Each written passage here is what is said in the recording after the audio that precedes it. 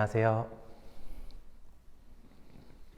10월달 온라인 독서교실을 맡아 진행하게 되는 김현 전도사입니다.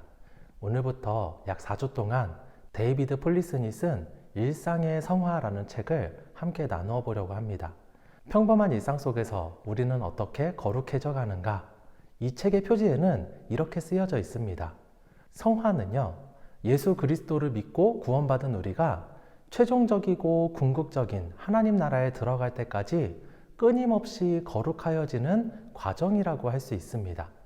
그렇다면 그 성화는 어떻게 일어나는 것일까요? 먼저 우리는요, 성화라는 말의 의미에 대해서 보다 자세히 알아보려고 합니다. 저자인 데이비드 폴리슨은 성화에 과거와 현재, 미래라는 세 가지 시제가 있다고 말합니다. 과거 시제의 성화는 우리가 그리스도를 통해 의롭게 된 사건을 말합니다. 믿음으로 의롭다 함을 받아 성도, 거룩한 사람들이 된 것입니다. 이것을 우리는 다른 말로 칭의라고 말합니다.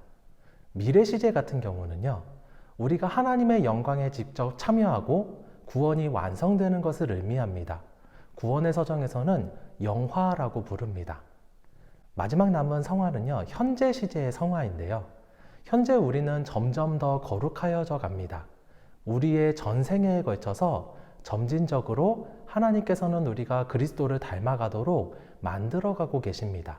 이 책에서 주로 관심을 가지고 있는 것이 바로 이 부분, 현재의 성화인 점진적인 성화입니다. 더 나아가서는 일상을 살아가면서 우리 내면의 믿음과 외적으로 표현되는 사랑이 점진적으로 거룩하게 되어가는 과정에 대해서 알아보게 될 것입니다. 그런데 여기에서 우리가 오해하지 말아야 할 것이 하나 있어요. 우리가 성화, 성도, 거룩, 경건 이런 말을 들을 때면 때로 지나치게 영적이고 종교적인 면을 생각하게 됩니다. 하지만 저자는 이것이 종교적이고 영적인 부분을 묘사하는 말이 아니라 우리의 일상을 설명하는 단어라고 말을 해요. 우리의 인생의 목적을 깨닫고 무엇을 시작해야 하는지 알고 또 실천하며 살아가는 것. 선한 것들에는 진심으로 감사하고 동시에 인생의 어려움과 고통, 질병이나 죽음 같은 문제에 대해서는 정직하게 직면하는 삶의 태도라는 것이죠. 저자는 각기 다른 우리의 삶 속에서 하나님께서 우리 한 사람 한 사람을 어떻게 만나주시고 변화시켜 주시는지 살펴보려고 합니다. 이것은 어떤 일률적이고 기계적인 공식을 찾는 것이 아닙니다. 왜냐하면 우리 각 사람이 처한 상황과 환경이 다 다르기 때문입니다. 하나님께서는 그런 우리의 상황과 처지를 개별적으로 다 알고 계시죠. 하나님이 우리를 거룩하게 빚어가시는 다양한 방식들 사이에서 공통적인 패턴이 무엇인지 살펴보려고 한다고 말합니다. 그렇다면 하나님께서는 우리를 어떻게 만나주시고 또 어떻게 변화를 시켜주시는 걸까요? 하나님께서 먼저 약속을 통해서 우리를 만나주신다라고 합니다. 우리 모두는 하나님을 만난 경험을 가지고 있죠. 하나님께서 내 삶 속에 역사하신 그런 귀한 경험들이 있습니다. 데이비드 폴리슨 역시 신명기 32장을 읽으면서 하나님을 만난 경험을 소개해요. 어떤 크리스마스 연휴가 지나고 심신이 너무나도 지쳐 있었습니다. 데이비드 폴리슨과 그 아내였던 낸시는 신명기 32장 10절에서 12절까지를 읽어보고 놀라운 하나님의 은혜를 경험합니다. 낸시는 눈동자처럼 지키신다는 말씀이 마치 조난자와 같았던 자신에게 큰 위로가 되었다라고 말합니다. 한편 데이비드는 자신이 처한 광야와 같은 상황 속에서 독수리처럼 새끼를 보호하시는 하나님을 발견하게 됩니다. 저자는 이때의 작은 경험이 자신들 부부의 삶을 크게 바꾸어 주었고 또 각 사람을 굳건히 세워 주었다고 말합니다. 우리가 그리스도인의 삶과 성화의 과정을 풍성하게 이해하려면 이러한 평범한 일상들과 익숙한 성경 말씀들을 잘 살펴보아야만 합니다. 하나님께서는 매우 다양한 방식으로 때로는 사람을 통해서, 때로는 말씀을 통해서, 때로는 어떤 사건을 통해서 우리 삶 속에서 일하고 계십니다. 이전에 많이 읽었었던 말씀도 어느 날 새롭게 그리고 큰 의미로 다가올 때가 있죠. 그래서 점진적인 성화의 과정은 추상적인 개념이 아니라 우리가 한 번씩 경험해본 아주 구체적인 일들인 것입니다. 물론 그렇다고 해서 우리의 경험이나 간증에만 의존할 수는 없어요. 왜냐하면 성화는 다채로운 개인사와 정교한 창조 세계를 엮어서 하나님께서 일하시는 과정이기 때문에 그렇습니다. 이것을 수학 공식처럼 어떤 성화의 공식으로 만들어낼 수는 없다고 이야기합니다. 그리스도인이라면 누구나 성장하고 싶어 하죠. 변화되고 싶어 합니다. 그리고 그 방법을 찾습니다. 나를 변화시킬 수 있는 특별한 체험, 궁극적인 원리, 숨겨진 비법들을 찾으려고 합니다. 그런데 먼저 우리가 기억해야 하는 것은요, 성화의 공식은 없다는 거예요. 왜냐하면 우리 각 사람의 삶의 모습, 상황, 처지가 다 다르기 때문입니다. 우리 각자가 뜨거운 은혜를 받았던 경험이 있지만 그것이 만병통치약이 되어주진 않습니다. 모든 문제를 똑같이 해결해 주진 않아요. 이 책의 30에서 31페이지에 보면요, 성화를 위한 공식처럼 알려진 조언들이 9가지 나오는데요. 간단히 요약하면 이렇습니다. 주권자이신 하나님을 기억하고 예수 그리스도 안에서 새로운 정체성을 발견하고 진솔한 공동체 생활을 하고 은혜의 수단을 활용하고 영적 전쟁을 하고 다른 이들을 섬기고 우리가 그리스도로 말미암아 죄사함 받았음을 기억하고 날마다 오늘의 은혜를 구하고 그리스도가 오실 날을 소망하라는 것입니다.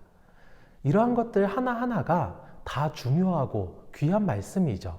하나하나가 복음의 풍성하고 다채로운 일면들을 강조하는 것입니다. 그런데요, 지금 당장 고난 때문에 힘겨워하는 사람에게 다른 이들 열심히 섬기라고 하면은 과연 위로가 될까요? 저자는 이렇게 말합니다. 32페이지 중간쯤에 나오는 말인데요. 하나님은 개인의 특성에 맞게 인생의 다양한 시기와 상황에 맞게 특정 진리를 적재적소에 말씀하셔서 우리가 그 진리를 깨닫게 하신다. 우리가 성화되기 위해서는 좋은 말씀이 필요하지만 우리의 삶에 대한 이해도 필요하다는 것입니다. 우리가 처한 상황에 맞게 그 말씀들이 적용되어야만 합니다. 이 책에서는 이렇게 말을 해요. 결국 그 진리들은 우리가 두 발을 딛고 걷고 있는 이 땅에 맞게 새로운 옷을 입어야 한다.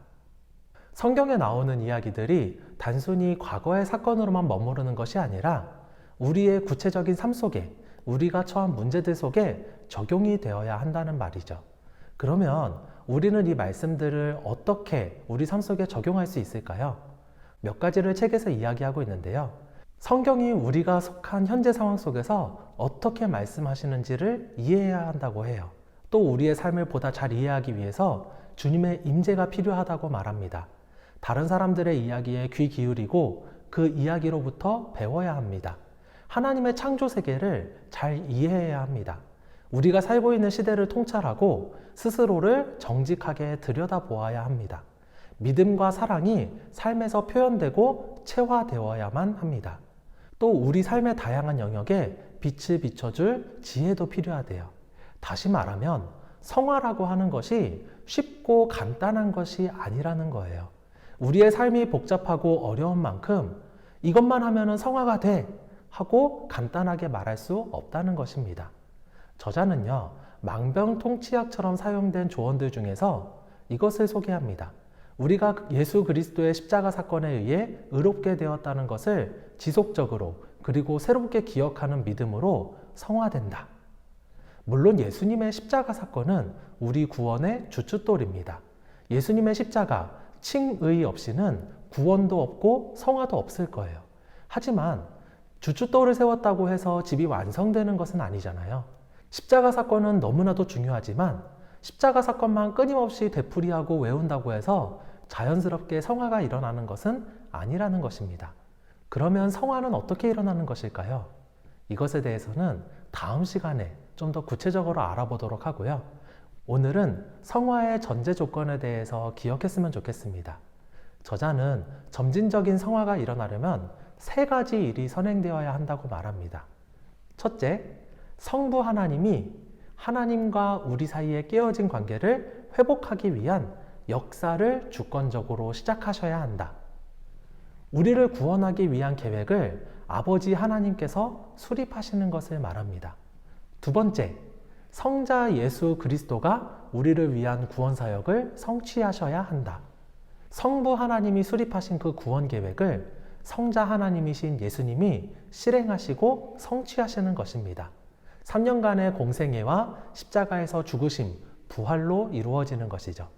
세 번째, 성령님이 우리의 타락한 본성을 변화시켜야 합니다. 우리의 성화는요, 성령님의 사역이라고 보통 이야기합니다. 내 힘으로 하는 것이 아니라 성령님의 역사로, 성령의 도우심으로 우리가 변화되는 것입니다. 성부와 성자와 성령, 삼위 하나님께서 우리의 구원을 위해 일하시고 계시고 우리는 그 하나님의 은혜로 구원을 받았습니다. 또 그 구원의 완성도 보게 될 것입니다. 하나님의 역사로 시작된 구원이 예수 그리스도가 왕으로 다시 오셔서 그의 일을 완성하시고 성령님이 우리의 본성을 온전하게 만드시며 우리가 아버지 되시는 하나님을 직접 대면하게 됨으로써 완성되게 됩니다. 이것을 다시 말하면요, 성화는 하나님의 은혜로 시작해서 하나님의 은혜로 끝난다는 거예요. 이것을 꼭 기억했으면 좋겠습니다. 성화는 우리의 노력과 의지로만 하는 것이 아니라 하나님의 성부, 성자, 성령, 삼위 하나님의 은혜와 도우심을 받아 하는 것입니다. 우리를 거룩하게 하신 이가 우리가 온전히 거룩함을 입을 때까지 쉬지 않으시고 일하시는 것입니다. 우리를 거룩하게 하시는 하나님을 기억하면서 날마다 거룩하게 살려고 애쓰는 우리 모두가 되기를 간절히 소망합니다.